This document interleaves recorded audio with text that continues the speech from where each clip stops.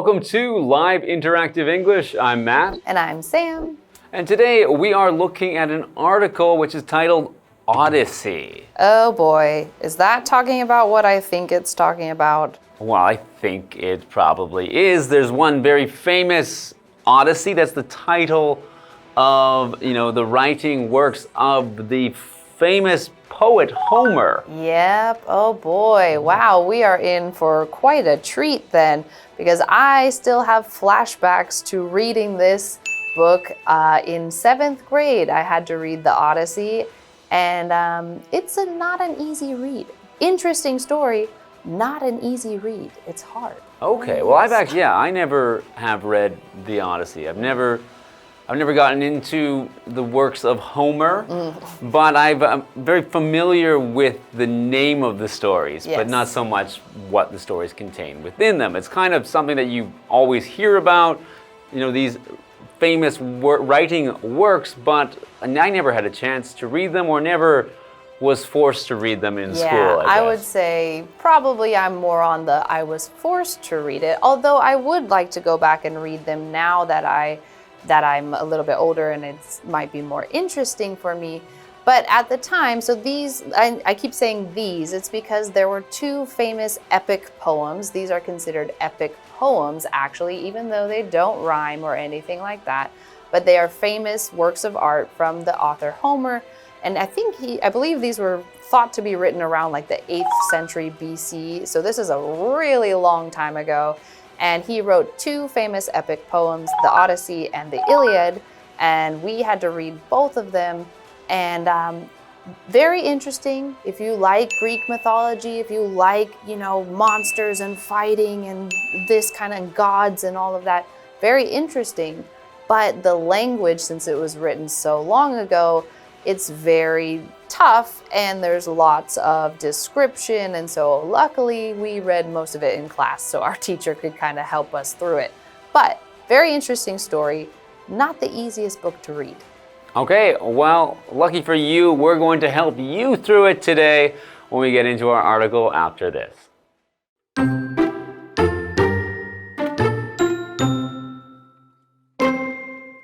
The Trojan War had been long and bloody, but after 10 years of fighting, the Greeks finally emerged victorious. Odysseus, the Greek king of Ithaca, had been away fighting since the war started. He wished to return to his homeland, where his loving wife Penelope and son Telemachus were waiting for him. Odysseus gathered all his men and set sail on 12 ships. They traveled across the sea with relative ease and were approaching Ithaca when disaster struck. A terrible storm began to rage in the sky, and the ships were blown wildly off course.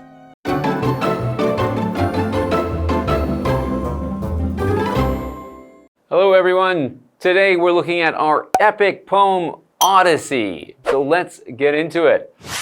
The Trojan War had been long and bloody, but after 10 years of fighting, the Greeks finally emerged victorious. Okay, so they were victorious. That means that they have won. They have won the war. They are the victors.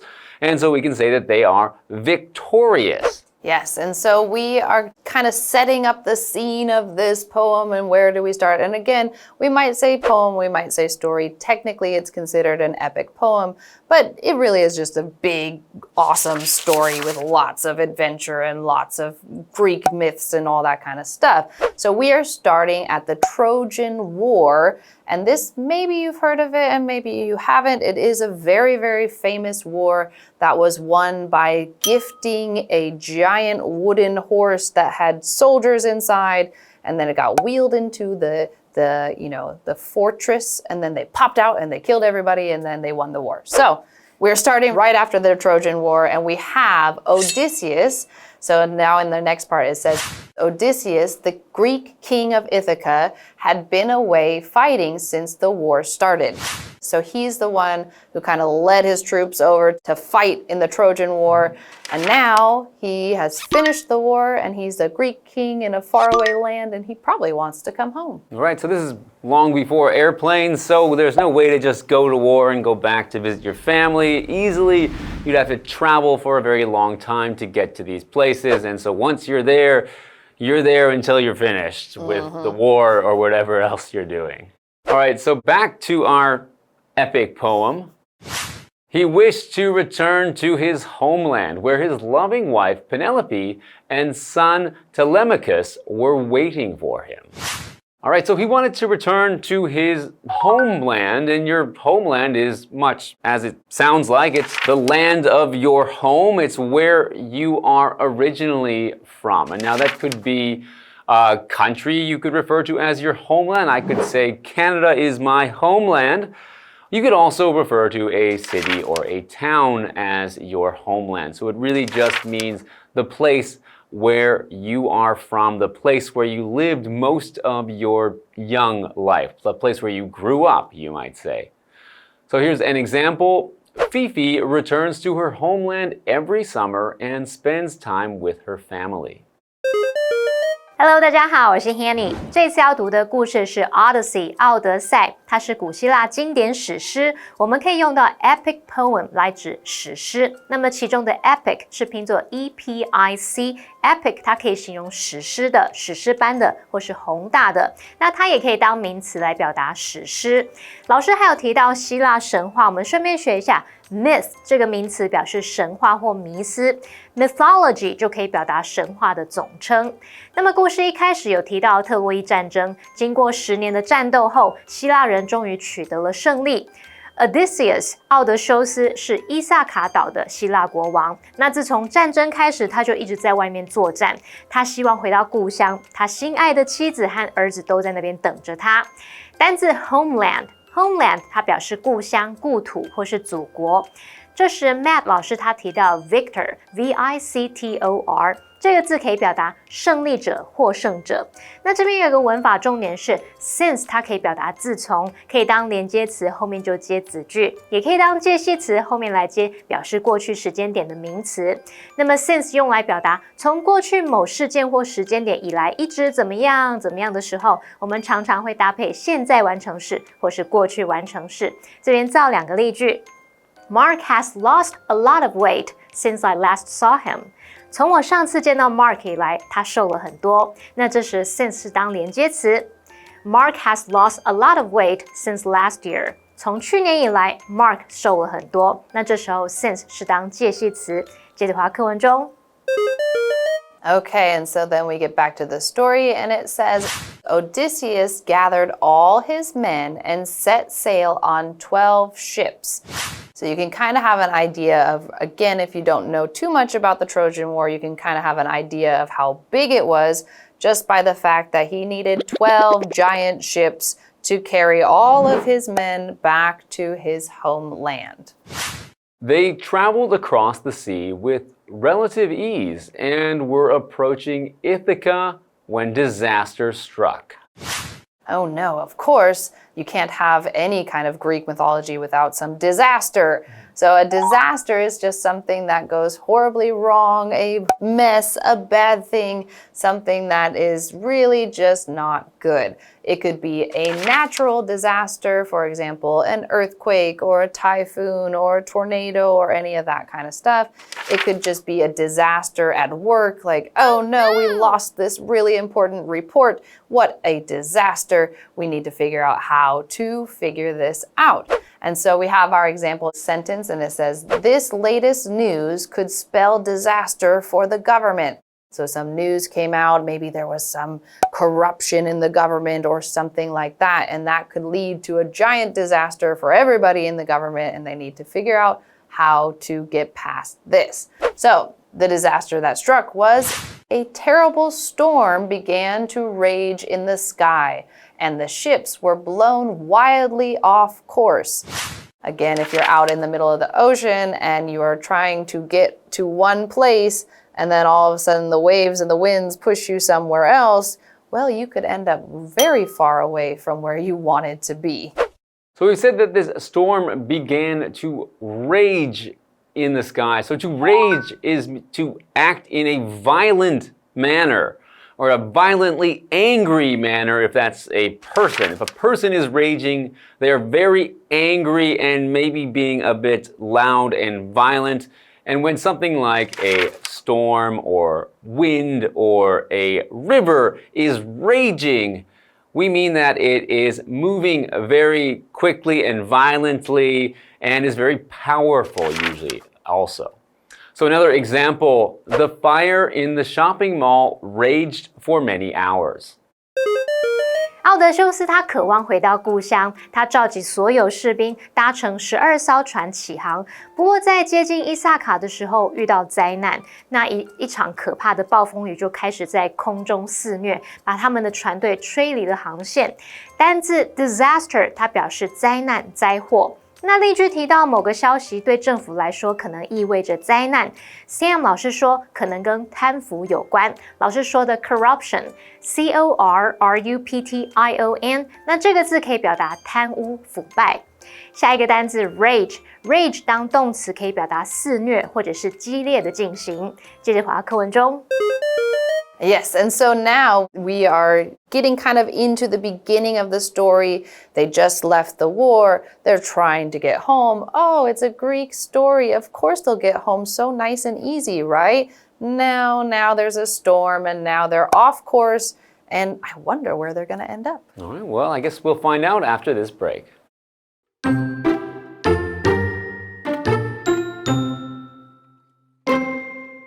When the weather settled, Odysseus and his men saw a strange island. In need of supplies, they went ashore and found a cave full of meats and cheeses. They were delighted by their discovery and began to eat to their heart's content. However, at that moment, a huge cyclops named Polyphemus entered the cave with his flock of sheep and dragged a huge boulder across the entrance, trapping the men inside. Polyphemus was angry that the men had stolen his food, so he ate 2 of them. Knowing they had to escape, Odysseus gave Polyphemus strong wine, which left the Cyclops unconscious. Then, with a huge stake, Odysseus blinded the monster's one eye.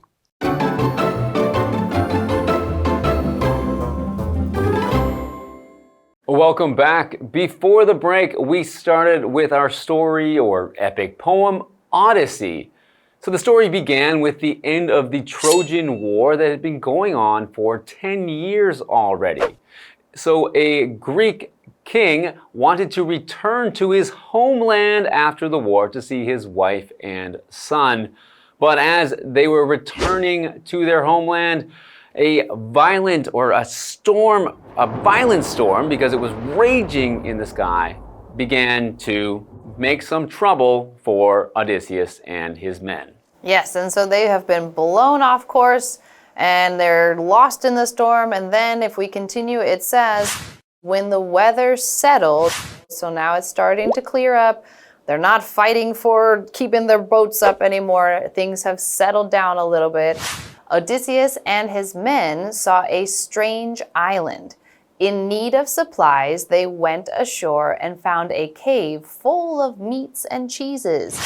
Okay, again, in a Greek story, if you see a cave of meats and cheeses, it's maybe not something that you should go and take because there's always something going on in these types of stories. But they did go ashore, they took their boats ashore, and then they're going to go and try to find supplies. Now, if you go ashore, that just means to be on land, to go to the beach, to get out of the ocean. It really is the opposite of being at sea. You can be at sea or you can be ashore. And so if you're on the land or you go from being on the sea to the shore, you can be ashore. You're getting out of the water, you're on the land. So they found this cave of meats and cheeses, and I wonder how they're going to feel about that. Well, they were delighted by their discovery and began to eat to their heart's content. So they are, of course, delighted. And delighted means to be very happy or content, and usually showing that you feel happy, maybe with your expression or your emotions. You might be, saying how happy you are because you are delighted. And who wouldn't be delighted with a cave full of meats and cheeses? So here's an example sentence. I was delighted to hear that my brother is getting married.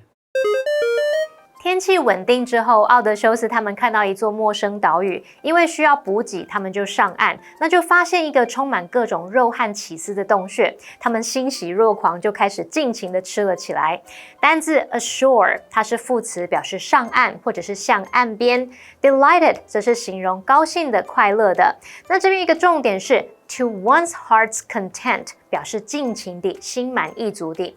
这个片语常常接在动词后面来表达尽情的、尽兴的做某事。这边要注意 content 它的发音不要念作 content， 那它是当名词来表达满足、满意。例如 I'm going to spend the weekend binge watching to my heart's content。我这个周末要尽情的追剧。好，接滑课文中。Yes, and so again, there's a huge cave of meats and cheeses. I don't think I would go in there, but you know, that's just me. I've read enough Greek mythology to know that maybe might be a little bit of a trap or something that is not so good. And it says, however, at that moment, a huge cyclops named Polyphemus entered the cave with his flock of sheep and dragged a huge boulder across the entrance, trapping the men inside. Okay, so now we're getting to a little bit of the danger of the story. So we have this character, a cyclops. A cyclops is a ancient monster who has one eye, only one eye. And so clearly he just lives there because he has a bunch of sheep and he has some meats and some cheeses. So this must be his home. And he goes over and says, wow, there's a bunch of people in my house. I'm going to lock them inside. And we had this word flock to describe a flock of sheep. This word is a noun that's just meaning the collective or a group of birds or animals. You can have a flock of sheep. You can have a flock of seagulls. You can have a flock of chickens. It basically just means a group of that animal, and that a lot of times you're using it maybe in a kind of a farming way. Like, for example, the flock of sheep, you might take care of your flock, but you also can use it if you're just looking at birds in the sky or wherever they might be. And so an example sentence says, when she looked at the sky, she saw a flock of birds flying above her. All right, so let's get back to the story. Polyphemus was angry that the men had stolen his food. So he ate 2 of them. Well, you know, if you come to my house and eat my food, then I might eat you too. I don't know. Right, they did break in. So I think, Polyphemus is supposed to be the bad guy, I think, but Odysseus and his men went in and stole his food and just ate whatever they wanted without even thinking that they were stealing from someone. Yes, and again, it seems like he probably has a lot of men with him. So who knows how long this Cyclops was working to get all this meat and cheeses, and he comes home and says, somebody broke into my house and stole my food. So again, the bad guy, but also maybe Odysseus shouldn't have been there. But it says, knowing they had to escape, Odysseus gave Polyphemus strong wine, which left the Cyclops unconscious. Okay, so they want to escape, so they first give him something to drink that basically makes him go to sleep and not be able to wake up for a little bit. All right, continuing with the story. Then, with a huge stake, Odysseus blinded the monster's one eye. All right, so this is steak, S-T-A-K-E, and not a big piece of meat, S-T-E-A-K, because that usually can make your eye feel better when it's hurt. But a steak with S-T-A-K-E is a piece of metal or wood that is in the shape of a post, and one end is sharpened to a point. So you might think of a steak when you think of things like vampire movies, because often they'll say the way to kill a vampire is to hammer a stake through his heart. Yes, and so again, we have kind of this interesting idea of they broke in, they stole his food, they put him to sleep, and then they blinded his one eye. So, who's the good guy, who's the bad guy? 奥德修斯他们在洞穴里尽情的吃，就在这个时候，一个独眼巨人带着他的羊群进入洞穴，用一块巨石堵住了入口，把这一群人困在里面。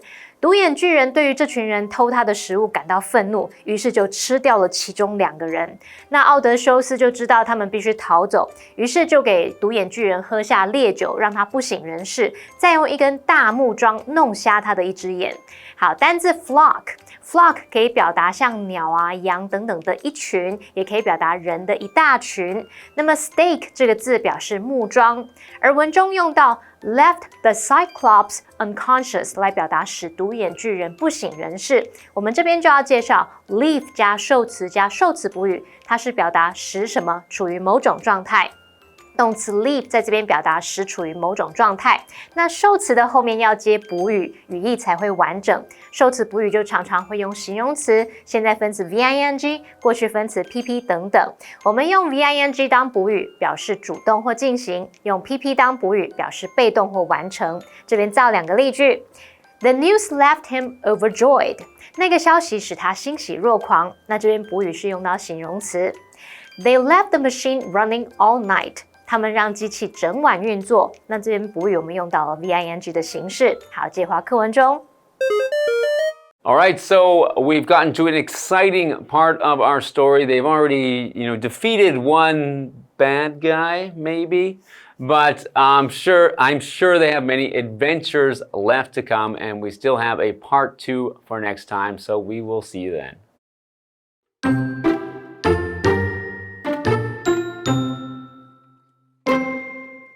The Trojan War had been long and bloody, but after 10 years of fighting, the Greeks finally emerged victorious. Odysseus, the Greek king of Ithaca, had been away fighting since the war started. He wished to return to his homeland, where his loving wife Penelope and son Telemachus were waiting for him. Odysseus gathered all his men and set sail on 12 ships. They traveled across the sea with relative ease and were approaching Ithaca when disaster struck. A terrible storm began to rage in the sky, and the ships were blown wildly off course. When the weather settled, Odysseus and his men saw a strange island. In need of supplies, they went ashore and found a cave full of meats and cheeses.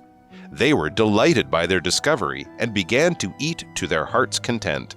However, at that moment, a huge Cyclops named Polyphemus entered the cave with his flock of sheep and dragged a huge boulder across the entrance, trapping the men inside. Polyphemus was angry that the men had stolen his food, so he ate 2 of them.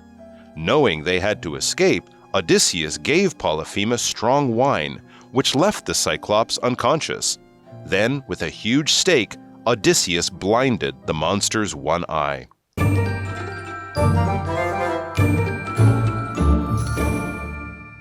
好，最后我们来复习今天课文里的单字文法。那单字的部分有 homeland， 它是名词，表示故乡、故土或是祖国。disaster 是名词，表示灾难、灾祸。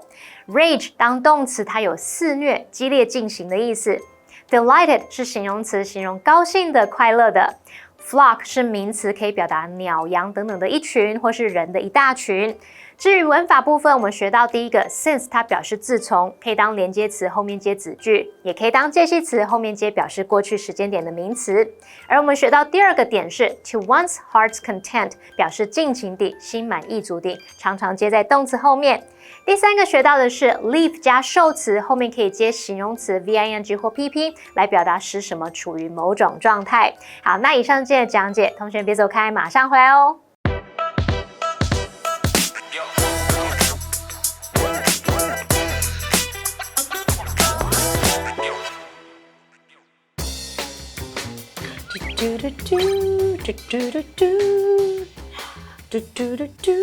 What song is that? You've been humming it all morning.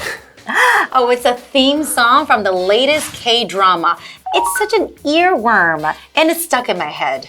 Wait, an earworm stuck in your head? Maybe you should go have a doctor check it out? No, not an actual worm. An earworm is a catchy piece of music that continually repeats in a person's mind after it is no longer playing. Oh, it's like a tune that just gets stuck in your head and you just keep playing it over and over again? Exactly, and it's so catchy that I can't help but sing it over and over again.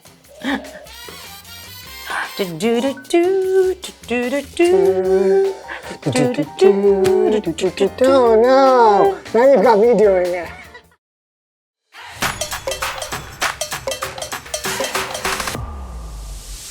Hello everyone, let's talk about the term earworm. And no, it's not a real worm, of course. It's a term for a catchy song or tune that you can't get out of your head. Imagine a worm crawling into your ear and staying there. You can't get it out. It just lingers without you wanting it to. It's like a song getting stuck in your head. The tune sneaks up on you, and soon you find yourself humming it without even realizing it. Exactly. An example sentence would be, I've had the same song stuck in my head all day. It's a real earworm. Or the jingle from that commercial is such an earworm. I can't stop singing it. Some people also use the expression bitten by an earworm to describe when they can get a tune out of their head. Right, and that's all for today. Keep humming, and we'll see you next time. Bye-bye. Bye-bye.